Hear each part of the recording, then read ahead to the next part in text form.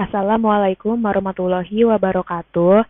Kami di sini akan mempresentasikan chapter 2 yaitu An Introduction to Cost Terms and Purpose yang beranggotakan Nabila Putri Utami, Geza Tias Andini, dan Virgia Syawa Mutsfi. Pengertian biaya. Biaya adalah sumber daya yang dikorbankan untuk mencapai tujuan tertentu. Biaya ada dua, yaitu biaya aktual dan biaya yang dianggarkan. Biaya aktual, sistem perhitungan ini menggunakan biaya aktual yang terjadi untuk seluruh biaya produk, termasuk biaya bahan baku langsung, biaya tenaga kerja langsung, dan overhead pabrik. Yang kedua, ada biaya yang dianggarkan, atau budgeted cost, yaitu rencana biaya yang disusun secara sistematis yang mencakup semua kegiatan perusahaan untuk periode yang akan datang. Klasifikasi biaya, yang pertama ada direct cost. Direct cost itu adalah biaya yang dibebankan secara langsung kepada objek biaya atau produk. Contohnya, biaya material, biaya upah buruh, biaya peralatan, dan lain-lain. Biasanya, biaya ini untuk membayar karyawan yang menghasilkan suatu produk dan mencakup bahan baku yang diperlukan untuk memproduksi barang tertentu. Yang kedua ada indirect cost. Indirect cost adalah biaya yang tidak dapat dihubungkan dan dibebankan secara langsung dengan unit yang diproduksi. Contohnya, biaya overhead, biaya tak terduga, profit atau keuntungan, dan lain-lain. Umumnya, biaya tidak langsung mencakup listrik dan utilitas, distribusi dan penjualan, pemeliharaan gedung, dan biaya lainnya yang berkaitan dengan kantor. Selanjutnya ada jenis-jenis biaya. Yang pertama ada biaya tetap atau fixed cost. Biaya tetap adalah biaya yang dikeluarkan oleh sebuah perusahaan dalam keadaan konstan atau tidak berubah walaupun mengalami peningkatan maupun penurunan jumlah barang atau jasa yang dihasilkan. Dapat dikatakan bahwa biaya tetap tidak terpengaruh sama sekali atau terlepas dari perubahan-perubahan dalam kegiatan bisnis yang dijalankan oleh perusahaan. Yang kedua, biaya variabel. Biaya variabel yaitu biaya yang dikeluarkan oleh sebuah perusahaan secara berubah-ubah yang didasarkan pada perubahan jumlah produk yang diproduksi. Bisa dikatakan bahwa biaya variabel bergantung pada fluktuasi aktivitas usaha dalam memproduksi barang yang dilakukan oleh suatu perusahaan. Selanjutnya ada types of inventory. Ada direct material inventory, yaitu bahan langsung dalam stok yang akan digunakan dalam proses pembuatan. Ada work in process inventory, yaitu barang dikerjakan sebagian tetapi belum selesai. Dan yang terakhir ada finished goods inventory, yaitu barang jadi tetapi belum terjual. Selanjutnya ini adalah contoh format untuk mengerjakan schedule of costs of goods manufactured. Yang pertama ada direct materials. Untuk mendapatkan direct materials itu sendiri, yaitu kita harus menjumlahkan beginning inventory, purchase of direct materials, cost of direct material available for use dikurang dengan ending inventory. Itu akan menghasilkan direct material use. Kemudian ada direct manufacturing labor. Dan selanjutnya juga ada manufacturing overhead cost. Untuk mendapatkan manufacturing overhead cost, kita harus menjumlahkan indirect manufacturing labor, supplies, heat, light, and power, depreciation plant building, depreciation plant equipment, dan miscellaneous. Saat kita jumlahkan semuanya, kita akan mendapatkan total manufacturing overhead cost. Selanjutnya, direct material use ditambah dengan direct manufacturing labor ditambah dengan total manufacturing overhead cost akan menghasilkan manufacturing cost incurred. Selanjutnya, manufacturing cost incurred ditambah dengan beginning work in process akan menghasilkan total manufacturing cost to account for. Selanjutnya, total manufacturing cost to account for dikurang ending work in process akan menghasilkan hasil akhir dari apa yang kita inginkan, yaitu cost of goods manufactured. Selanjutnya, ini adalah contoh format dalam mengerjakan income statement. Yang pertama di sini ada revenue, yang kedua ada cost of goods sold. Untuk mendapatkan cost of goods sold, kita harus menjumlahkan beginning finished goods inventory ditambah dengan cost of goods manufactured ditambah dengan cost of goods available for sale dikurang dengan ending finished good inventory. Hasilnya itu adalah cost of goods sold. Selanjutnya, revenue dikurang dengan cost of goods sold akan menghasilkan gross profit. Selanjutnya ada operating cost yang terdiri dari R&D, design, marketing, distribution, and customer service. Nantinya itu akan menjadi total operating cost. Selanjutnya gross profit yang tadi sudah kita dapatkan dikurang dengan total operating cost akan mendapatkan operating income. Selanjutnya ada pertimbangan biaya lain. Yang pertama ada biaya utama atau prime cost, yaitu semua biaya manufaktur langsung. Contohnya ada tenaga kerja dan bahan. Yang kedua ada biaya konversi atau conversion cost, yaitu gabungan biaya tenaga kerja langsung dan biaya overhead pabrik. Yang ketiga ada biaya tenaga kerja lembur atau overtime labor cost, yang dianggap sebagai bagian dari overhead. Berbagai definisi biaya untuk berbagai penerapan. Yang pertama ada keputusan penetapan harga atau pricing dan bauran produk atau product mix. Di sini dapat menggunakan pendekatan biaya super komprehensif. Yang kedua ada pembuatan kontrak dengan lembaga pemerintah. Definisi yang sangat spesifik tentang biaya untuk kontrak laba biaya plus. Yang ketiga ada penyiapan laporan keuangan untuk eksternal berdasarkan GAAP. Di sini hanya biaya manufaktur saja. 3 fitur umum dari akuntansi biaya dan manajemen biaya. Pertama, perhitungan biaya produk, jasa, dan objek biaya lainnya. Kedua, perolehan informasi untuk perencanaan, pengendalian, dan evaluasi kinerja. Ketiga, analisis informasi yang relevan untuk pengambilan keputusan. Berikut adalah cara mencari COGM. Pertama, kita harus mencari direct material. Direct material terdiri dari beginning direct material yaitu sebesar 60.000, lalu ditambahkan purchase of direct material 70.000. Dapatlah cost of direct material available for use sebesar 130.000. Lalu kita kurangi dengan ending inventory sebesar 30.000. Setelah dikurangi, dapatlah direct material use sebesar 100.000. Setelah itu, ada direct manufacturing labor sebesar 140.000.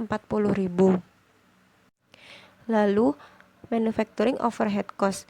Di sini yang termasuk manufacturing overhead cost yaitu indirect manufacturing labor sebesar 15.000, plant insurance 4.000, depreciation plant building equipment 10.000, plant utilities 5.000, repair and maintenance 3.000.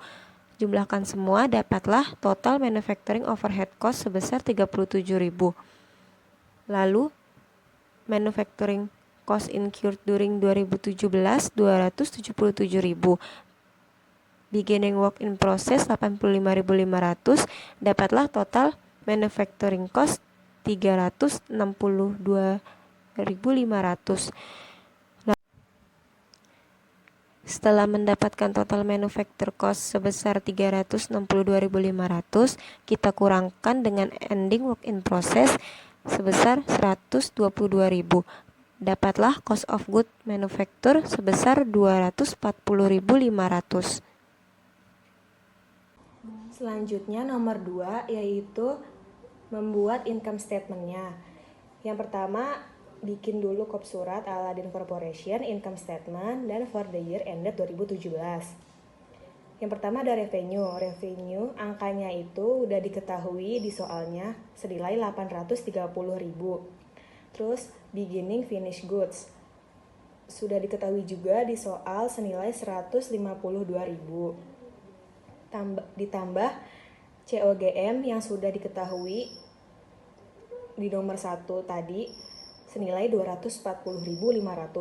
Kita jumlahkan menjadi 392.500 yaitu cost of goods available for sale-nya.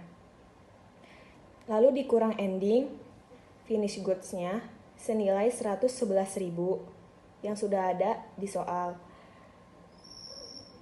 Hasilnya 281.500. Untuk mencari gross profit yaitu revenue dikurang COGS-nya, hasilnya 548.500. Selanjutnya ada operating cost. Yang termasuk operating cost di soal ini adalah equipment leasing cost, marketing distribution cost, dan general and administrative cost.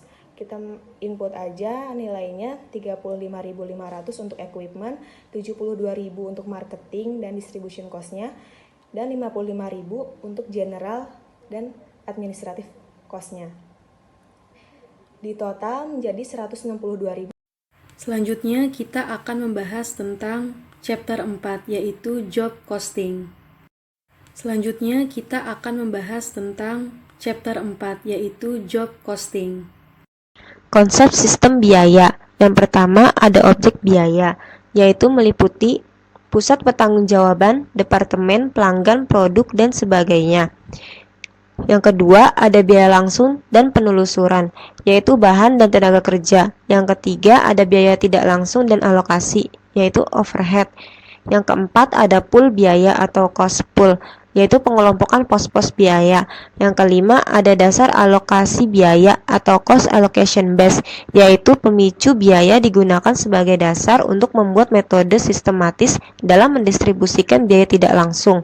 Contoh, misalkan jam tenaga kerja langsung menyebabkan biaya tidak langsung berubah, sehingga jam tenaga kerja langsung akan digunakan untuk mendistribusikan atau mengalokasikan biaya di antara objek-objek berdasarkan penggunaan mereka pada pemicu biaya itu. Sistem costing. Yang pertama ada job costing, yaitu sistem akuntansi untuk objek tertentu yang disebut pekerjaan atau job. Setiap job mungkin berbeda dari job yang lain dan menggunakan sumber daya yang berbeda. Contohnya pengumuman pernikahan, pesawat, iklan, dan lain-lain. Yang kedua ada proses costing, yaitu sistem akuntansi untuk produksi massal benda-benda identik atau mirip. Contohnya penyulingan minyak, jus jeruk, soda pop, dan lain-lain. Pendekatan costing. Yang pertama ada actual costing, mengalokasikan biaya tidak langsung didasarkan pada tarif biaya tak langsung aktual dikalikan dengan aktivitas konsumsi aktual. Yang kedua ada normal costing, mengalokasikan biaya tidak langsung didasarkan pada tarif biaya tak langsung yang dianggarkan dikalikan dengan aktivitas konsumsi aktual. Nah, kedua metode ini mengalokasikan biaya langsung ke objek biaya dengan cara yang sama, dengan menggunakan tarif biaya langsung aktual dikalikan konsumsi aktual. Pendekatan umum job costing dengan menggunakan normal costing. Pertama, mengidentifikasi job yang akan jadi objek biaya. 2. Mengidentifikasi biaya langsung job. 3. Memilih dasar alokasi biaya yang digunakan untuk mengalokasikan biaya tidak langsung ke job. 4. Memasangkan biaya tidak langsung ke setiap dasar alokasi biayanya. 5. Menghitung tarif alokasi overhead, yaitu dengan overhead aktual ditambah dengan dasar alokasi overhead aktual. 6. Mengalokasikan biaya overhead ke job, yaitu tarif alokasi overhead dikalikan aktivitas dasar aktual untuk job. 7. Menghitung biaya job total dengan menjumlah. Selanjutnya, ini adalah contoh dari soal job costing.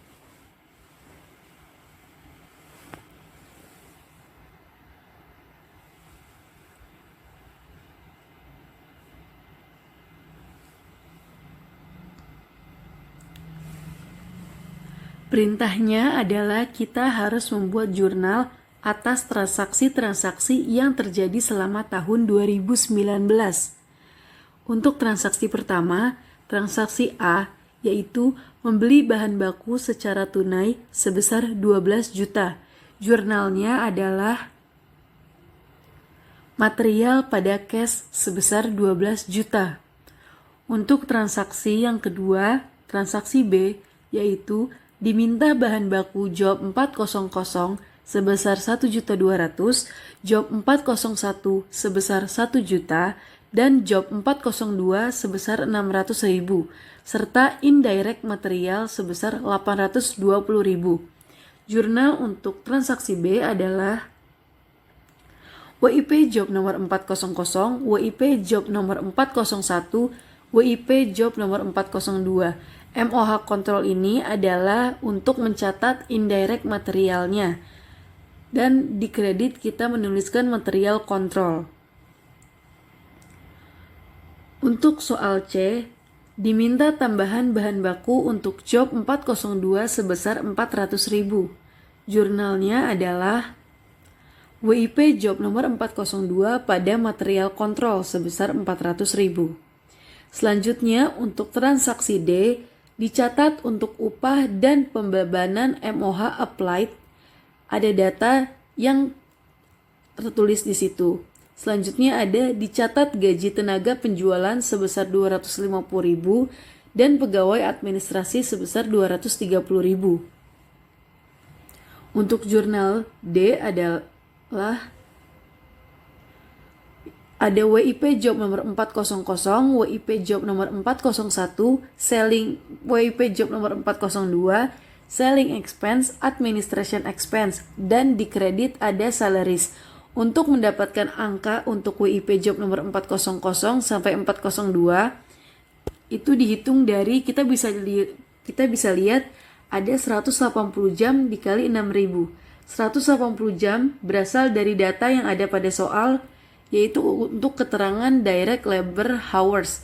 Untuk job 400 adalah 180 jam, untuk job 401 itu 175 jam, dan untuk job nomor 402 itu 146 jam. Sedangkan untuk 6.000 sendiri itu berasal dari keterangan di awal di mana upah per jam untuk direct labor sebesar Rp6.000. Maka 180 jam dikali Rp6.000. Selanjutnya untuk soal D ada juga untuk pembebanan MOH applied yang dimana jurnalnya adalah WIP job nomor 400, WIP job nomor 401, WIP job nomor 402 pada MOH allocated. Untuk mendapatkan angka untuk WIP job 400 sampai 402 dihitung dari yang pertama 180 jam. 180 jam itu berasal dari keterangan yang sama dengan yang tadi, yaitu direct labor hours-nya dikali dengan 60 juta dibagi 10.000. 60 jutanya itu ada di keterangan awal, yaitu biaya total overhead sebesar 60 juta. Dan untuk 10.000-nya itu adalah estimasi jam kerjanya. Estimasi jam kerjanya adalah 10.000. Maka dari itu 180 jam dikali 60 juta dibagi 10.000 untuk menghasilkan angka tersebut. Selanjutnya soal untuk transaksi E, yaitu dibayar beban utilitas secara tunai 6 juta dengan perincian 50% untuk pabrik, 24% untuk bagian penjualan, dan 26% untuk bagian administrasi. Jurnalnya adalah MOH Control, Selling Expense, Administration Expense pada cash.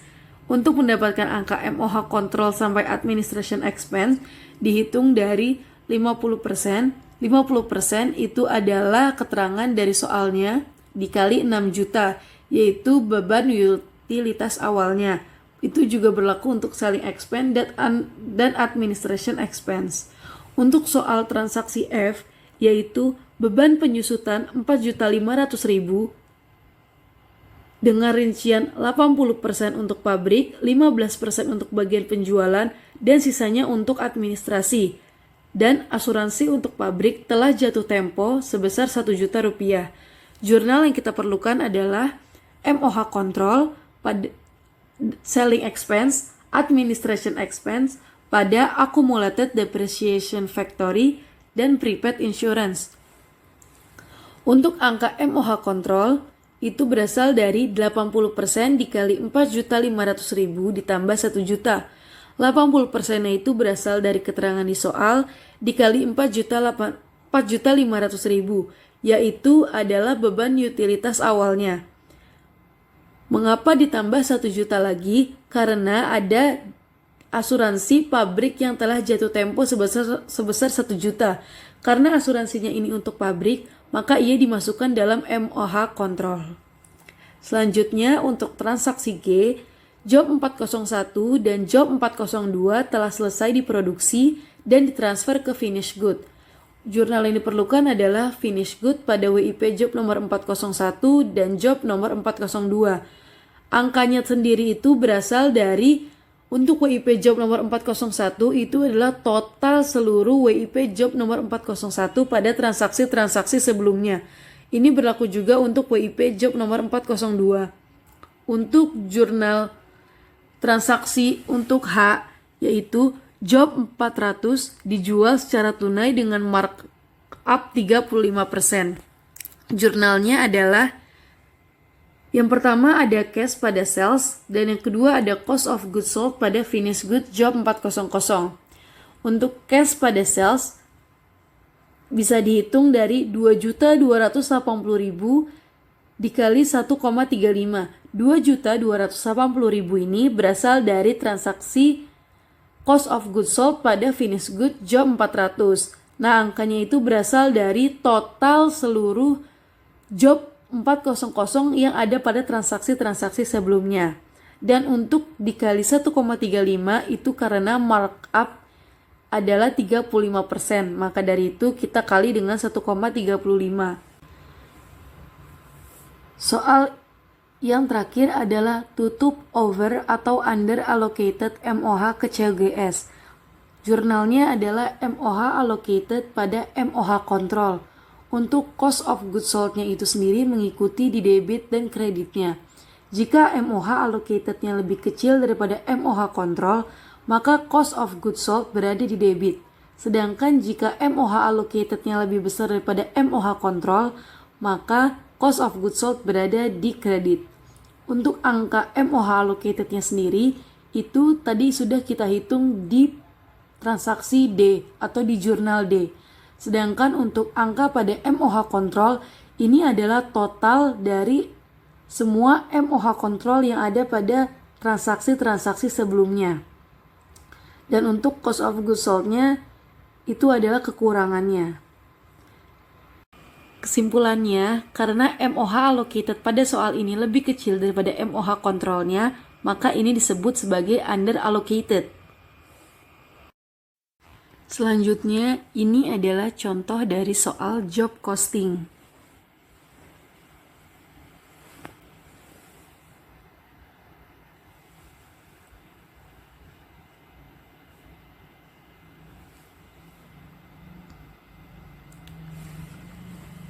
Perintahnya adalah kita harus membuat jurnal atas transaksi-transaksi yang terjadi selama tahun 2019.